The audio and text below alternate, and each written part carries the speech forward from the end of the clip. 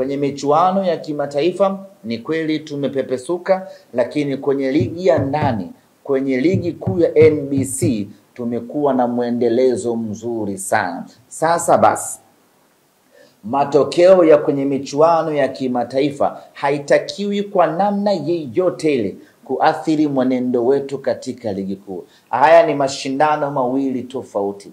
Haimaanishi ukiyumba huku uruhusu kuyumba na huku. Tumeyumba kwenye michuano ya kimataifa, tunakubali, tunakwenda kujipanga kwa ajili ya kufanya vizuri katika mechi zinazokuja, lakini kwa sasa nguvu yetu, kwa sasa focus yetu, na kwa sasa tunachopaswa kuwekeza nguvu ni michezo yetu ya ligi kuu ya NBC, tukianza na Mbeya City. Huku katika ligi kuu hatuna kasoro hata moja.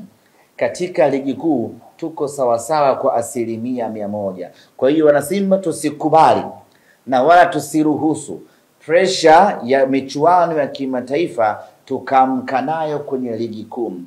Mabaya tuliyofanya kwenye michuano ya kimataifa yakaathiri mwenendo wetu kwenye michuano ya ligi kuu. Huku kwenye ligi kuu tumejipata, tuko vizuri kweli kweli, na kwa mantiki hiyo tunapaswa kuendeleza moto wetu katika ligi kuu, kwa maana ya kushinda mchezo dhidi ya Mbeya City na kushinda mchezo dhidi ya Azam FC. Sasa ili tuweze kushinda michezo hii miwili migumu, ni lazima tusahau yote yaliyotokea kwenye michuano ya kimataifa. Ni lazima tuache lawama zote kwenye michuano ya kimataifa, tusahau yote yaliyopita kwenye michuano ya kimataifa, na badala yake tukusanye nguvu yetu mpya, twende kwenye michuano ya ligi kuu ya NBC. Tusikubali hata kidogo, tusiruhusu hata mara moja kuyumbishwa na matokeo ambayo tumeyapata katika michuano ya kimataifa.